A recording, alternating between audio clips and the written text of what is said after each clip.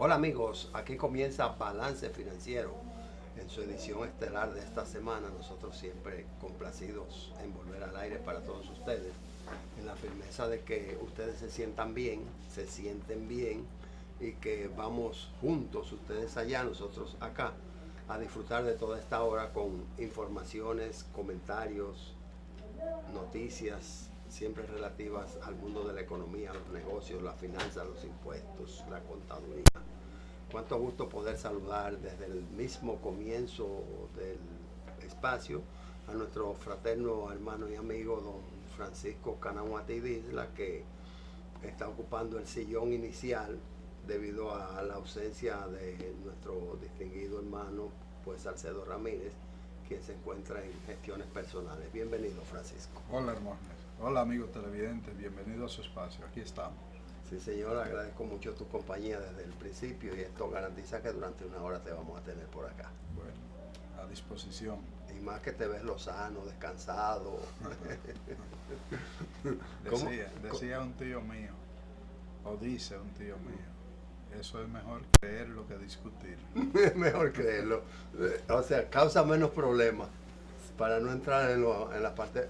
No, en estos tiempos de el primer cuatrimestre del año, donde el cúmulo de las empresas liquidan sus impuestos porque tienen cierre a diciembre por la tradición del año calendario. El formato que distribuyeron decía el ejercicio contable, el ejercicio fiscal comienza el 1 de enero y termina el 31 de diciembre, y todo el mundo copió el año calendario, y entonces la mayoría de las empresas tienen ese cierre juntándose con el pago del impuesto a la vivienda, iba a decir suntuaria, a la vivienda, el impuesto a la propiedad inmobiliaria, que no es vivienda solamente, y juntándose también con la declaración de impuestos de las personas físicas, que esa sí que es estable, que sí que no hay opción a tener varios periodos. Entonces, que también es el 31 de este mismo mes de marzo, le quedan 2 semanas creo que, porque queda una semana y pico, y cuidado si le pisa los talones a la semana mayor. Entonces, es muy difícil en estos días, enero, abril, poder salir al aire sin un maquillaje que disfrace un poquito el cansancio de la pantalla. Y a eso agrégale las otras cosas. Los adicionales, sí señor. Sí, Así señor. es. Pero aquí estamos. Aquí estamos y en disposición de entrar en materia. El tema obligado del momento pues es el comportamiento de la economía. El comportamiento de la economía comparado con las medidas tomadas por el Banco Central o la Junta Monetaria, que según interpretación y a su entender el gobernador entiende que se le ha distorsionado. Nosotros tenemos muchos comentarios, siempre llegan a nuestros televidentes por la fina cortesía de nuestros patrocinadores. ¿Por qué no? Nosotros llegamos bajo la cortesía de los supermercados Bravos. Los supermercados Bravos son los expertos en vender barato y los que fijan las reglas en la competencia de consumo masivo en República Dominicana. La Rosa El Molino, que es el más selecto de todos los selectos, la novia de Villa, especialista en baby shower, BDO, es ENFA en los entrenamientos técnicos. Nosotros vamos a la primera pausa y regresamos de inmediato en segundos, porque hay mucho de qué hablar.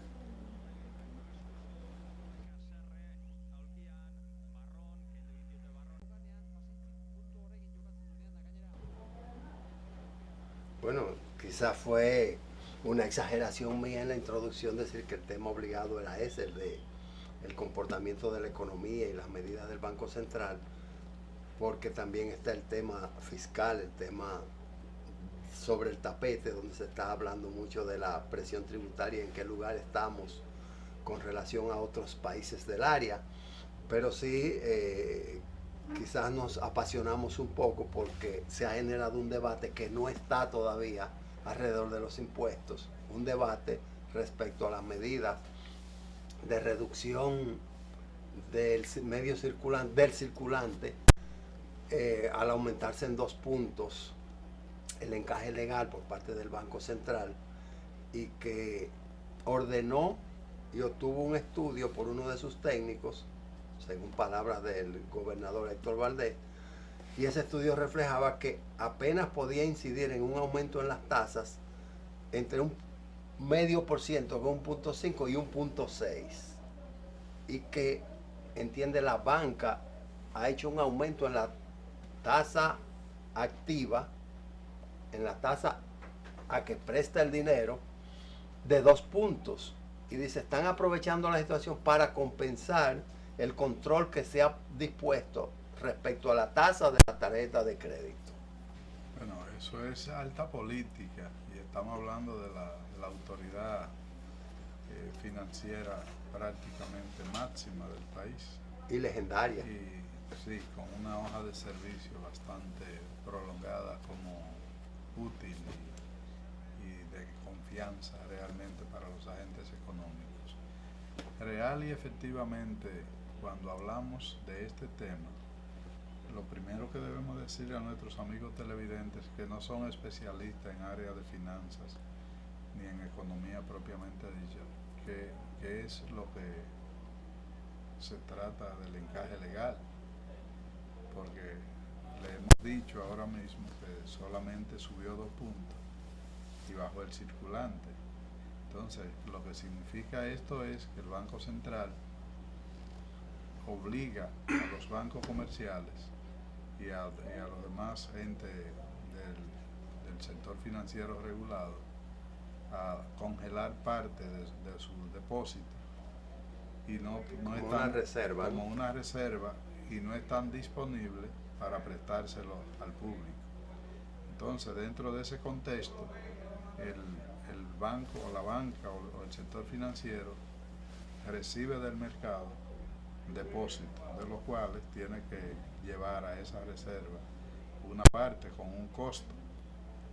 ¿Qué tan fuerte es el costo? Ahí es donde viene ese estudio al que aludes, en el sentido de que, bueno, no debió subir más de tal porcentaje. Hay que ver si también hay otros gastos que tienen que ver con las operaciones. Incluso yo siempre pongo la energía eléctrica dentro del contexto de todas las actividades económicas, porque constantemente la factura sube y estamos hablando de cifras significativas. Ya el costo de la factura de energía eléctrica en el país para cualquier establecimiento que tiene la obligación de tener luces encendidas todo el día, de tener aire acondicionado todo el día y de tener la garantía de que ese servicio no falle, el costo es alto. Entonces, uno no sabe si se trata de que hay otros costos y que no es solamente compensar la parte que tiene que ver con la reducción en los márgenes con la tarjeta de crédito. Yo no sé exactamente de qué se trata, solo pongo este elemento dentro del contexto para que tú lo analices más en detalle.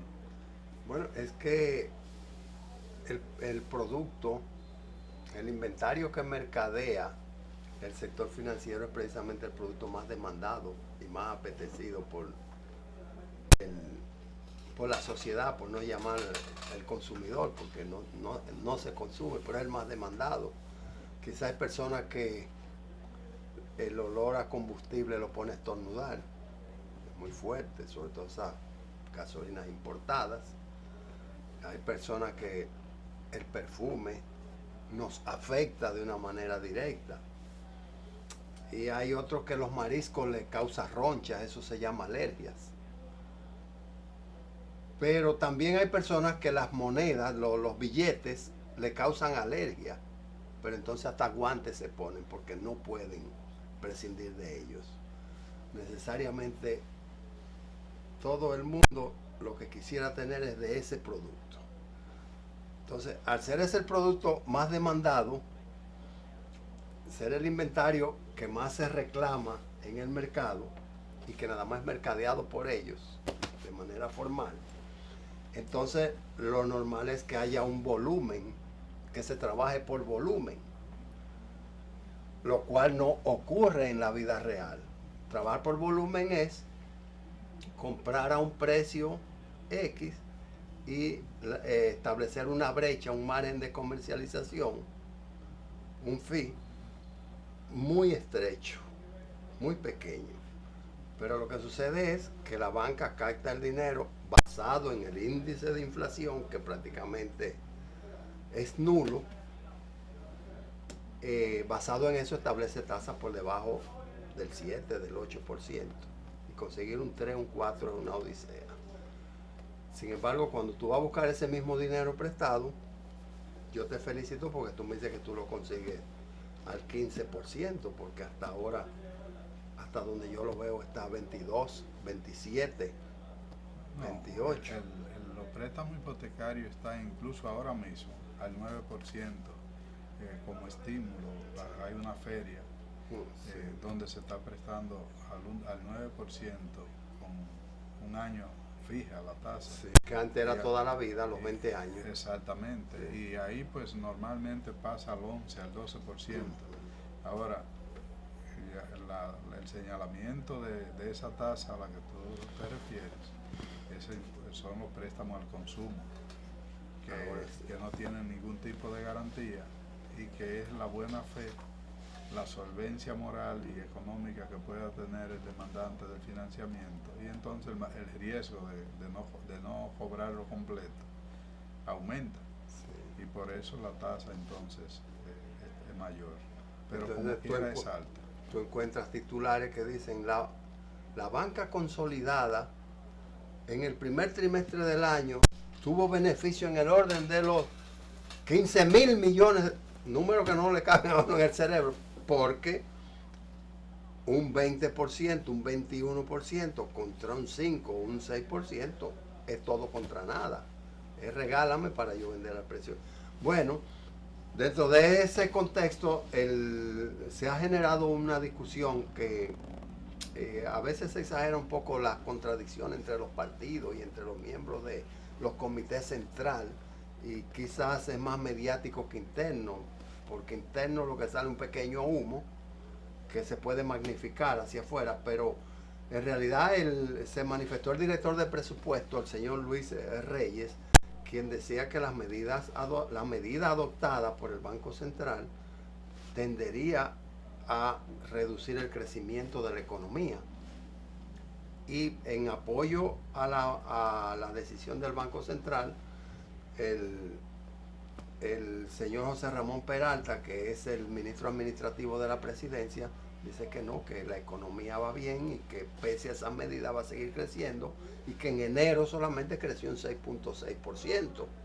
Entonces, ya se abrió el debate y los economistas comienzan a hablar y llega al territorio de la CRES o del CRES.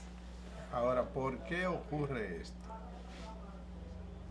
Tenemos dos variables claramente que buscan equilibrio y que normalmente cuando una se modifica afecta a la otra.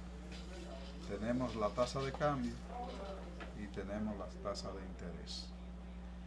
Cuando hay estabilidad cambiaria, no es una preocupación de las autoridades monetarias entrar a la parte del encaje legal, porque eso le da una seguridad y una garantía de que la tasa de interés también van a estar más o menos equilibrada y tranquila a los valores ya concertados.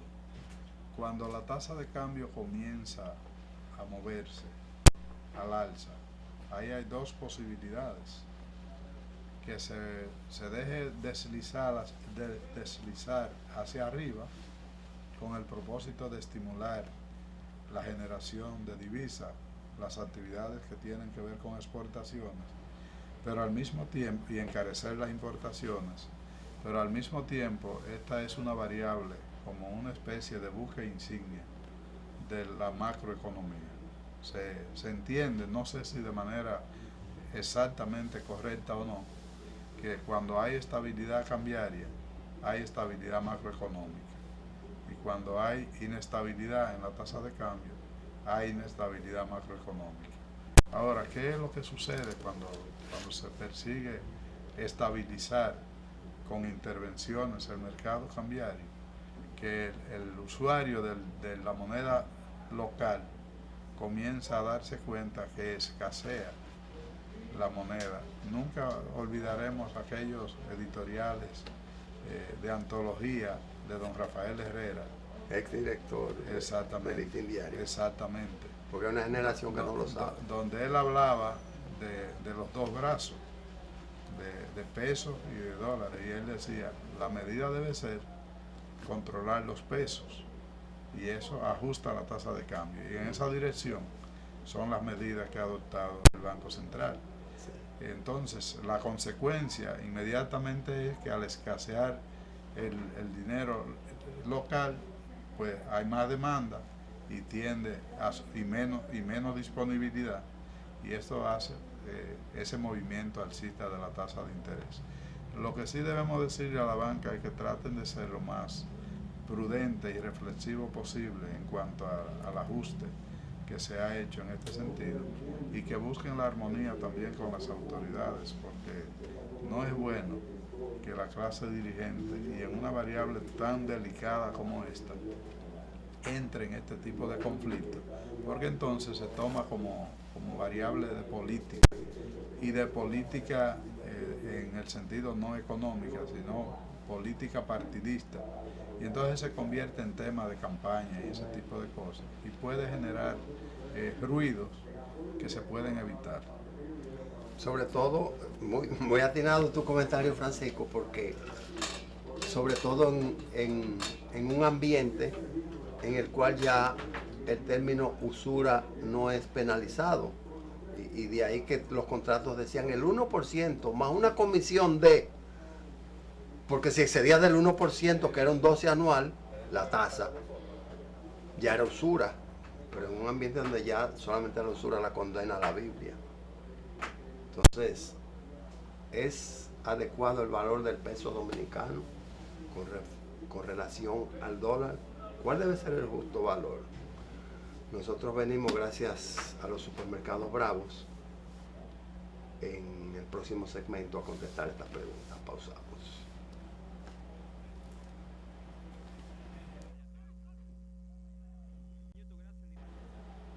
Entonces dice el ministro administrativo de la presidencia, el afable José Ramón Peralta, que esas medidas no van a, las medidas adoptadas por el Banco Central jamás van a paralizar el crecimiento económico, motivando que el vicepresidente ejecutivo del Centro de Investigación Económica, CRES, el señor Selman, Ernesto Selman, junto con el economista Nelson Suárez, según Guantú, ellos dos, mira que sí, que hay que preocuparse y que afecta, y que entiende que bajo los términos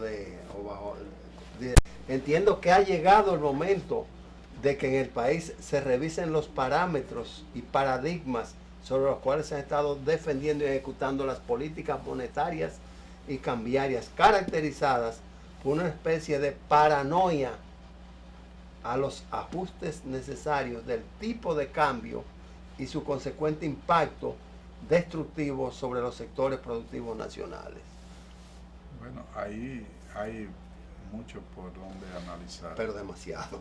Y ese es realmente un juicio de valor enmarcado en un conocimiento de la realidad económica nacional. El punto fundamentalmente pienso que es el de la tasa de interés.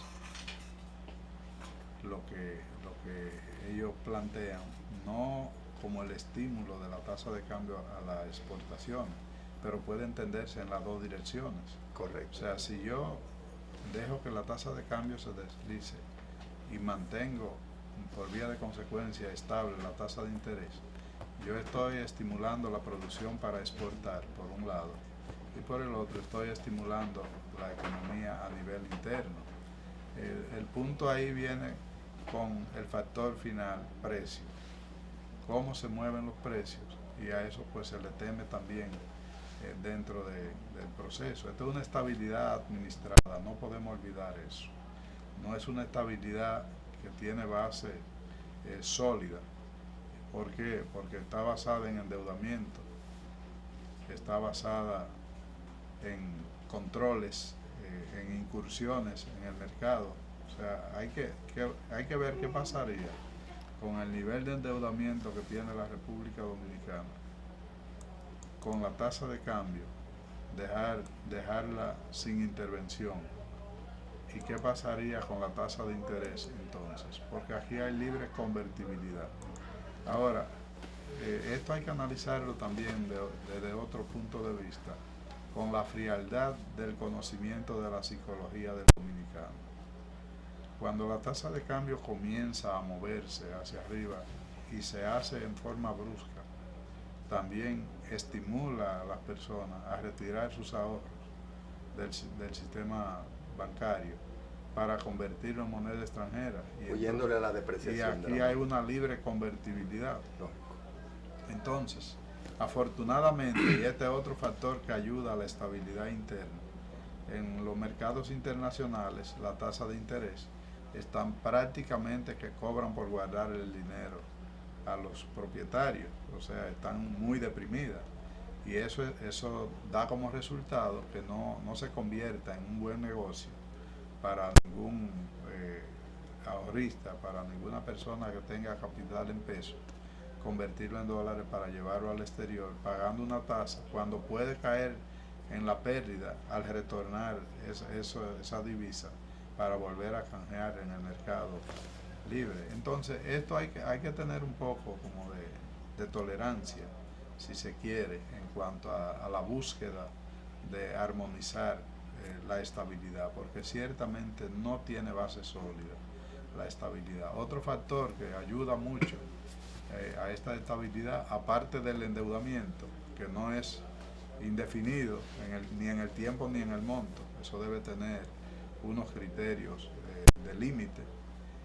Otro factor para mí son los fondos de pensiones, que garantizan que los bancos no tengan la presión de que vayan a retirar esos recursos. Entonces son los principales inversionistas en los instrumentos que emite tanto el Banco Central como el Ministerio de Hacienda, entiéndase los bonos. Entonces, esto es un dinero del sector privado, de los trabajadores, que no será exigible mientras no comiencen las pensiones a hacerse efectivas por la juventud del sistema. Cuando comience a pasar a partir de los 30 años a envejecer la persona y a demandar las pensiones, entonces habrá que ver cómo está el volumen de cotizantes y cómo está la liquidez de estos fondos, porque entonces habría que ir al proceso de redención de estos instrumentos. Y ojalá que para entonces nosotros tengamos un presupuesto equilibrado, donde las finanzas públicas, donde la parte cambiaria, la parte fiscal y la parte monetaria logren una armonía equilibrada sin necesidad de intervención en los mercados, sino porque los factores económicos lo ajusten. Así que ese es un punto que yo pienso que debemos poner sobre la mesa. Es así, Francisco Canahuase, porque por años hemos dicho, y no es que estemos descubriendo nada, pero sí hemos sido reiterativos, que la economía sería sana cuando el dólar, el de Rafael Herrera, pudiera ser sometido al libre juego de la oferta y la demanda. Que es lo que dice la ley, libre sin ninguna administración ni control, sino que él mismo busque su tendencia. Y eso es lo que va a decir, bueno, el olfateo, el pulso del mercado dice que nosotros estamos al 40 por 1. Y la verdad que no es nada elegante hablar de 44-85 por 1, como que los países que tienen una economía estable, que se han reinventado y reorganizado, hablan del 3, del 4, hasta el 10 por 1. Han eliminado 0, han corrido el puntito hacia la izquierda, porque eso de aquellos años de una 3.000 pesetas, $1, 30.000 pesetas, y tú ibas con $1 y salías con el bolsillo lleno. Bueno, yo he contado aquí la anécdota de lo que me pasó en Argentina en el año 1978. 78. En ese momento yo vi un bulto de viaje, allá le llaman bolso, un bulto de piel, y costaba 34.000 pesos. Como yo iba a durar varios meses en la labor académica que estaba realizando. Bueno, cuando regrese o cuando vaya a regresar, compro el bulto, porque aquí teníamos una estabilidad total, realmente era a la par. Había una comisión mínima, un 10%. una comisión mínima, pero el Banco Central entregaba a la par los dólares por los pesos, y así teníamos nosotros una estabilidad de precio impresionante. Sin embargo, yo seguí caminando y me encontré que una tienda después, el mismo bolso costaba 36,000 pesos. Los precios cambiaban electrónicamente. Estaba 945 por uno la tasa de cambio. Y cuando digo, bueno, voy a decidir volver, y terminé comprando en 38,000 pesos el bolso. O sea, fue aumentando. En cuestión de 5 minutos de diferencia. Sí. Eso se llama una hiperinflación. Entonces, aquí se le teme a eso, y el nivel de endeudamiento es un problema muy serio. Por eso yo pienso que cuando el gobernador del Banco Central toma medidas de controlar esa variable para evitar que se vaya de la mano, está pensando precisamente en la debilidad que tenemos con ese nivel de endeudamiento, y ojalá que se pueda ir solventando. Hay muchos economistas que plantean que debemos coger prestado lo suficiente para compensar lo que sale, pero si es así, cuando estamos pagando intereses, entonces se haría interminable y sería siempre en crecimiento, porque todo el que coge prestado para pagar siempre tiene que coger un plus, y entonces a nosotros no debe olvidarse, ¿no?, que por un préstamo de 9 millones de dólares, que fue aquel préstamo Harmon, y que fue vendido de mano en mano, terminamos con la Convención Dominico-Americana y con la entrega de las aduanas, y eso fue por una deuda, y ejecución de garantía, y la deuda de hoy tiene ribetes como para cosas mayores.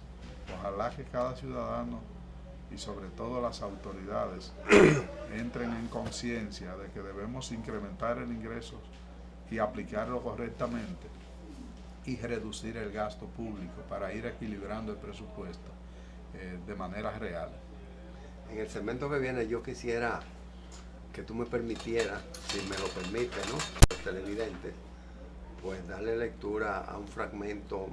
El editorial del periódico Hoy siempre trae 2 temas, entonces el segundo tema, que es bastante corto y que pudiera ser la plataforma para ya ir hablando de impuestos, por lo del mundo de los impuestos con Norma Aide. Bueno, tú mandas, yo obedezco.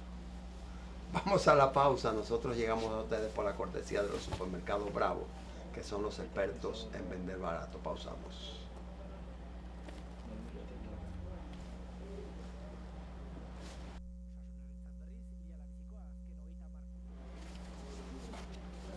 Francisco, me gustó un titular de un periódico, yo no sé, no me acuerdo cuál fue, que decía que las mujeres deciden el 67% de las compras de los hogares. 67 es mayoría.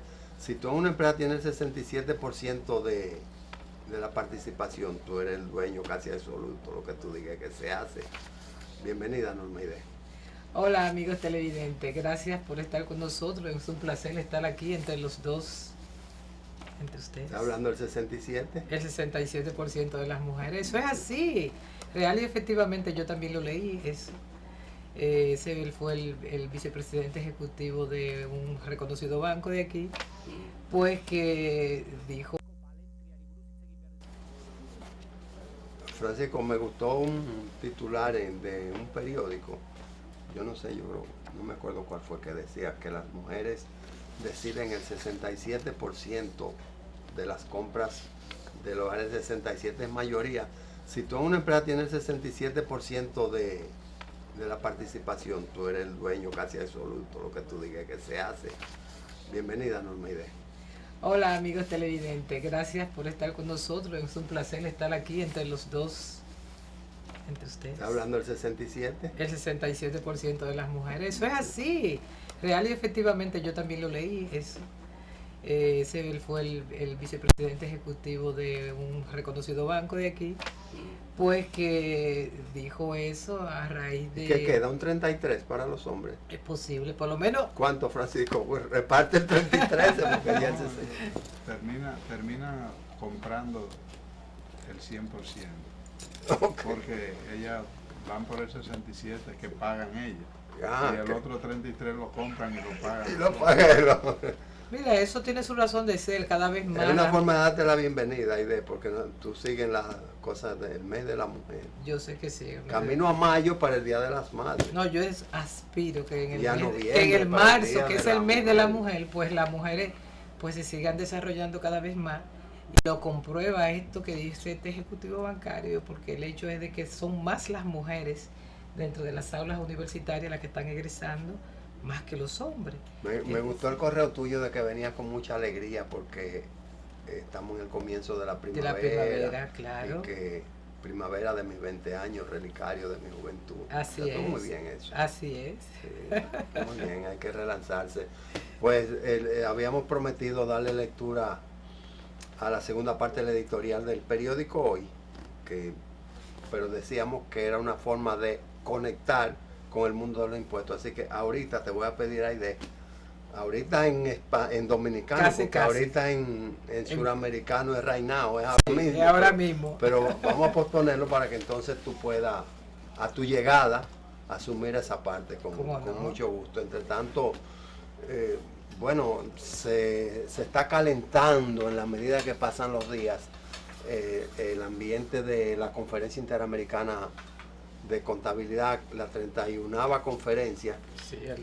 y estuvo relativamente masivo el encuentro del pasado jueves, en el cual pues tuvimos la oportunidad de remembrar aquella vigésima conferencia del año 93, porque el colega Juan Herrera, el queridísimo Juan Herrera Guzmán, hizo uso de la palabra para relatar cómo fue toda aquella vivencia y nos trajo gratos recuerdos.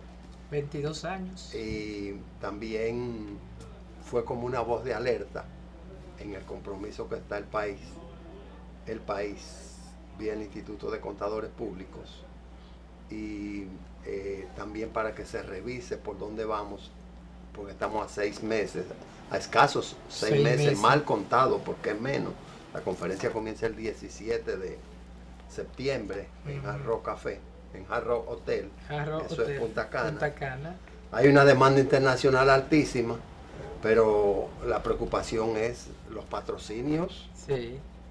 los trabajos nacionales y la participación de los contadores locales, porque estamos hablando de una inversión que pudiera rondar los $1.500, para lo cual hay que estar preparado con tiempo.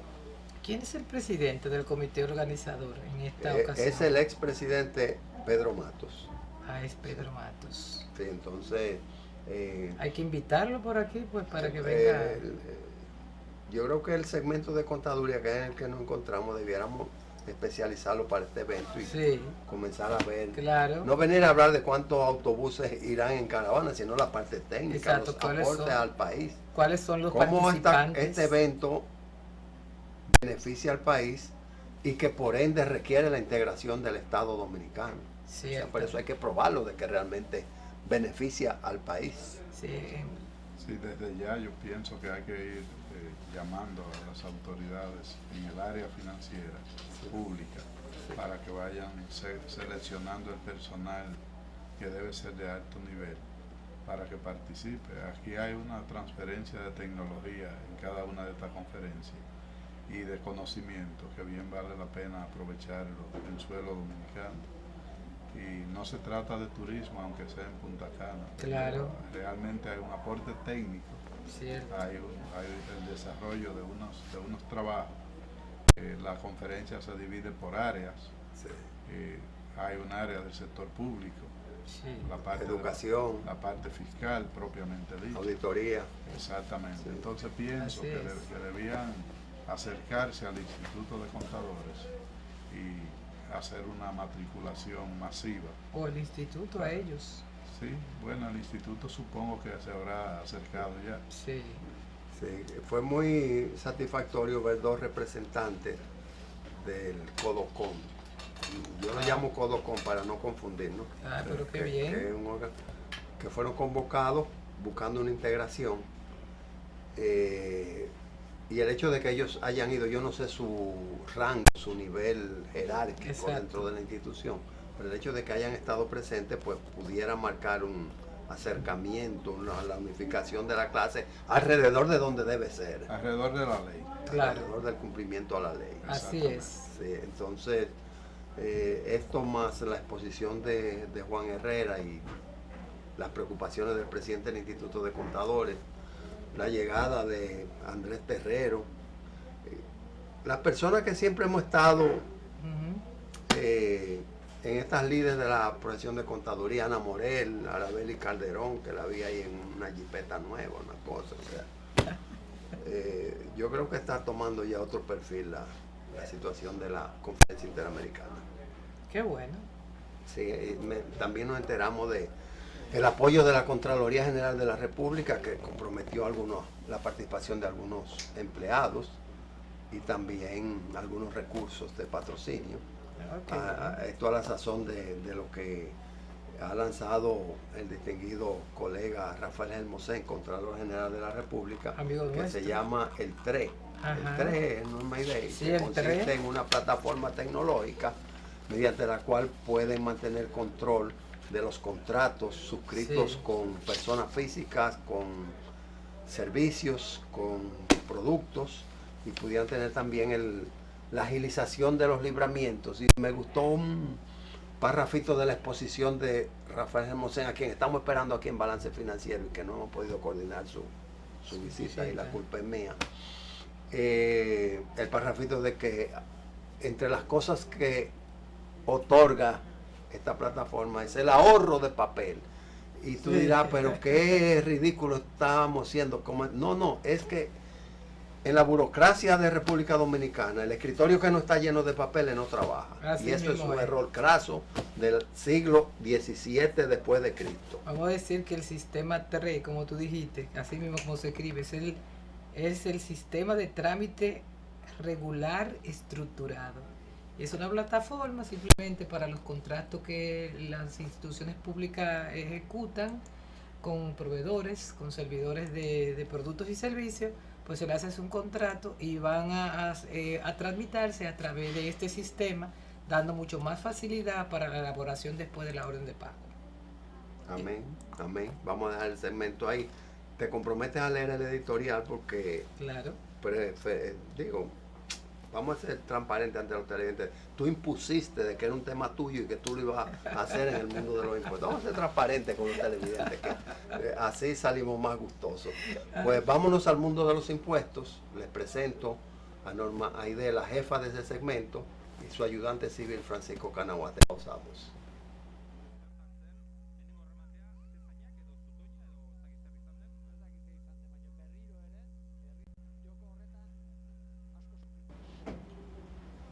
¿Qué tal, amigos? Bienvenido a su segmento impositivo. La compañía de Francisco Canahuate nuevamente por aquí, Francisco. Aquí estamos, continuando todo el tiempo que casi estamos cansando nosotros, a los amigos televidentes, a todo lo largo de una hora. Eso es para recuperar todo lo que perdimos cuando tuviste más de un mes fuera y la gente te reclamaba. Bueno, es una compensación. Entonces. Una compensación, así mismo es. Bueno, tú sabes que aquí las promesas se cumplen.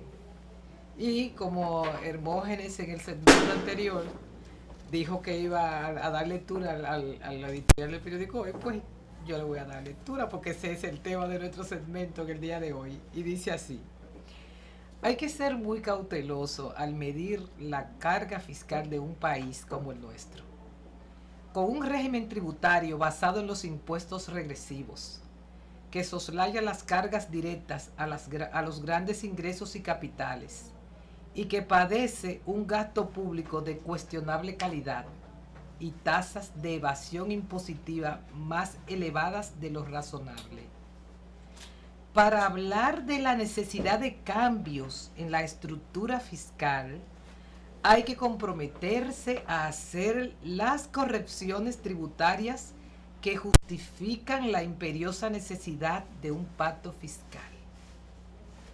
Un estudio de la firma Llorente & Cuenca nos ubica entre los países de América Latina que tienen una carga fiscal baja, a pesar de las reformas tributarias que el país ha implementado. Y sería interesante saber si ese estudio toma en cuenta distorsiones como la enorme economía informal, cuyo nivel de evasión es difícil de cuantificar. Y ahí cierra.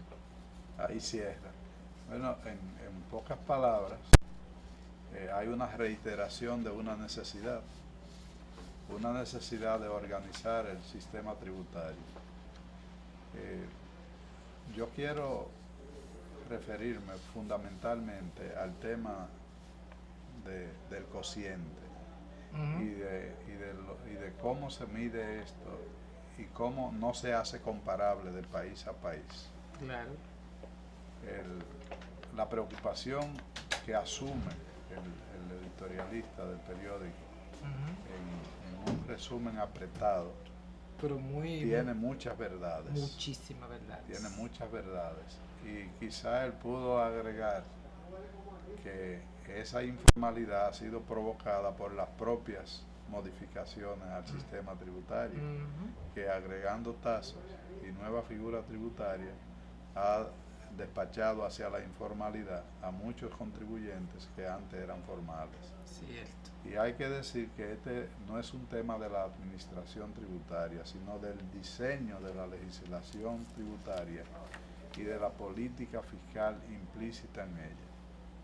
La administración tributaria está lidiando con una complejidad, con un sistema a sí mismo regresivo y complejo, y hace esfuerzos extraordinarios, pero el sistema no le va a permitir hacer lo que desean hacer. Entonces hay que revisar el sistema de manera concienzuda, de manera profunda, y que la sociedad entera se involucre en esto para sacar un sistema tributario que responda a la sencillez, a la progresividad, a la equidad, y que entonces exija que el uso de los recursos que paga sea bien adecuado según las prioridades nacionales, según las necesidades, porque aquí se da mucho el caso donde después que el recaudador, haciendo un esfuerzo grande, logra conseguir los ingresos del contribuyente, del bolsillo del contribuyente, la parte de ejecución de esas partidas que se recaudan se cambian en cuanto al orden de las prioridades se refiere, y muchas veces obras que pueden ser muy buenas, pero que la sociedad ni siquiera ha sido consultada y que no está pensando en ella. Entonces cogen el dinero de la sociedad, el dinero del contribuyente, y se ejecutan esas obras, lo cual va creando un distanciamiento entre el que financia la obra, que es el contribuyente, y el que la manda a ejecutar, que es un mandatario, y como mandatario obedece o debe obedecer al dueño del dinero, que es el contribuyente que paga. Pero aquí se invierten mucho los papeles entre mandante y mandatario. El ejecutivo principal de la nación es un mandatario y el mandante es el dueño, es el pueblo que paga los impuestos y que recibe el impacto de las cargas impositivas. Entonces es tiempo de que comencemos a ver esta realidad y organicemos el sistema tributario como debe ser, porque aquí hay figuras tributarias que pienso que son aberraciones. Por ejemplo, en un tributo tiene que pasar por las partes esenciales, que es el sujeto, activo y pasivo, el objeto del gravamen y el hecho generador. Sí. El objeto del gravamen debe responder a un concepto. Y yo me pregunto, ¿qué es un cheque? es un simple medio de pago. Eso no puede ser una base objeto de gravamen. Sin embargo, aquí se le ha puesto un impuesto a eso, porque como circulan muchos cheques con grandes valores, se calcula, bueno, esto puede generar una cantidad de recursos. Es decir, es una cosa como si fuera un colmado. Sí. Que dice, bueno, si yo subo el precio aquí, me puedo ganar tanto más, independientemente de cómo eso resulte en la salud para su cliente, para el consumidor. Y precisamente muchas de estas cosas, como esa que te señalo, son lo que han ido mandando a la informalidad a muchos contribuyentes. Sí.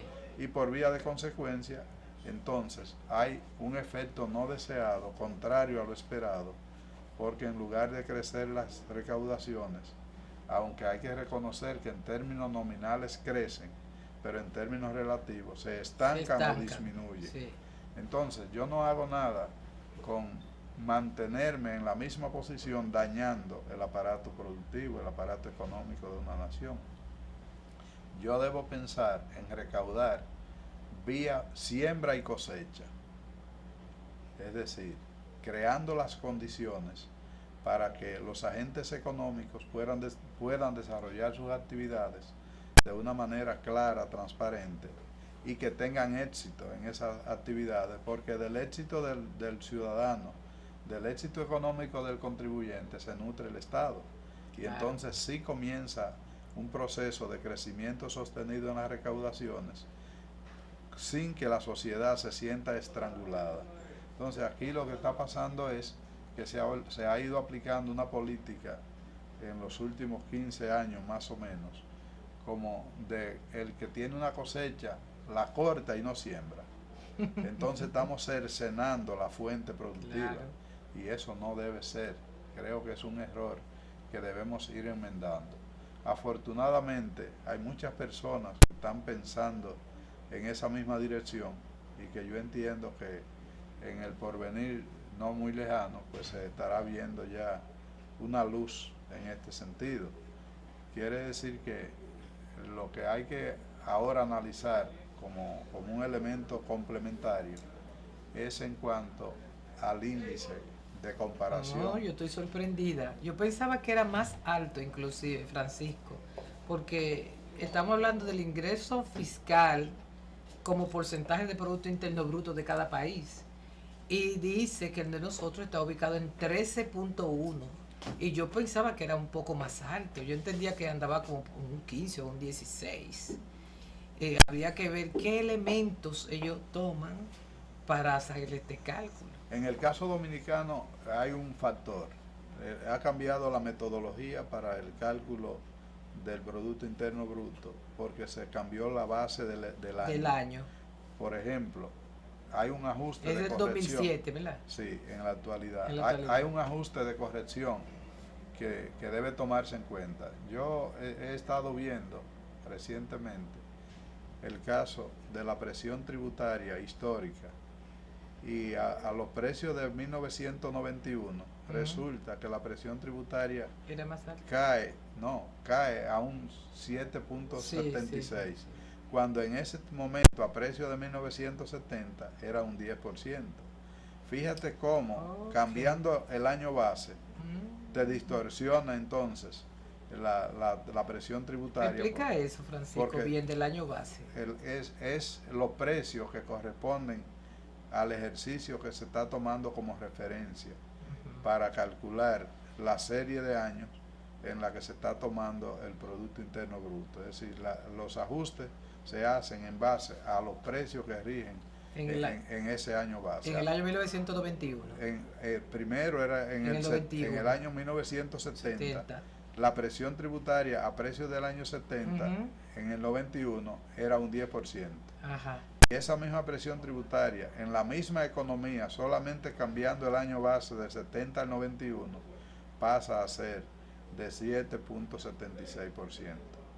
O sea que cae 2 puntos y algo. Entonces ahora estamos en el 2007. Sí. Entonces hay que ver qué efecto esto tiene cuando, en la medida que vamos acercando el año base. el impacto resulta Va bajando. mucho más corriente, ¿sí? Sí. Porque se hace mucho más corriente, la cifra corriente. Entonces, ahí habría que considerar un aspecto de corrección de ese índice. Pero yo no voy a entrar en esa consideración, sino en la comparación con otros países. Con otro país, estaba comparando. ¿Qué es lo que pasa? Y esto se parece mucho al caso de las empresas y las retenciones. Nos compara con Guatemala, México y Panamá, que son los que tienen los más bajos. Sí. Recuérdate aquella anécdota que nosotros hicimos aquí y que es momento de recordarla. El ministro de Economía de Uruguay. De Uruguay fue. De Uruguay. Justamente en una conferencia interamericana en Puerto Rico. Sí. Dio en su conferencia un dato. Él dijo que la presión tributaria en su país era un 30%, pero que él andaba con los técnicos que lo acompañaban y podían hacer cualquier aclaración. Y todavía él tenía el micrófono en la mano cuando uno de los técnicos que lo acompañaba se paró y dijo, tal como dice el ministro, la presión tributaria bruta en nuestro país es el 30%. Exacto. Y la neta es un 12%. Quiere decir que la presión tributaria realmente era un 12%. ¿Cuál es el problema? Hay países de estos que tienen un nivel de seguridad social bastante importante. Y entonces lo incluyen en el cálculo. Aquí no se incluye la parte de la seguridad social para el cálculo de la presión tributaria. Y hay otros renglones que tampoco se incluyen. Esto es un primer factor. Otro factor es qué tipo de impuestos se tienen y cuáles de esos ingresos que se toman en consideración como impuestos provienen de área minera, donde el propio Estado la explota muchas veces y al engrosar el Producto Interno Bruto, que también se ve afectado por ello. En Europa la presión tributaria es altísima y es por la seguridad social. Sí. Entonces, ¿por qué se habla de bruta y de neta? Por todos los gastos en que tiene que incurrir el seguro social para atender las necesidades de los asegurados. Así es. Entonces, esto no es comparable, así tan simple. Tan simple, como una gráfica. Yo pienso que aquí hay que tomar cada país cuáles son los componentes que incluye en la parte tributaria y cómo mide su Producto Interno Bruto también. Claro. Son dos variables que te dan un resultado totalmente diferente según tú lo muevas. O sea, se prestan a un cambio metodológico, se prestan a confundir tanto al lector como al que divulga las informaciones. Así mismo es interesantísimo. Yo quería que siguiéramos viendo los otros países de Latinoamérica que tienen los índices más altos, que son Argentina y Brasil, sobre todo Argentina, que fue la que tuvo en toda el área el índice de presión tributaria más alta. Pero ya dice que nos vamos y el tiempo en televisión, pues usted sabe que es traicionero, que tenemos que ir, pero sin antes. ¿Tú ibas a decir algo? No, vamos a despedir con los anunciantes. Sin antes dar las gracias a nuestros patrocinadores, los supermercados Bravo, que son la gente experta en vender barato. El arroz El Molino, que usted consigue obviamente allá en los supermercados Bravo, porque es el más selecto de todos los selectos. La Novia de Villas, que está bien cerquita de todo esto, de nuestra gente, y donde usted consigue pues los juguetes para sus niños, porque también son especialistas en baby shower. Y finalmente, la gente de BDO Senfa, que es la Escuela Nacional de Finanzas y Auditoría, la pionera, y donde usted toda la semana puede estar actualizándose con los cursos que ellos imparten sobre todos estos temas interesantes. Así que nosotros nos vamos a despedir por el día de hoy. Les invitamos a que nos sigan sintonizando la semana próxima con temas interesantes. Cuídense mucho. Buen fin de semana a todos.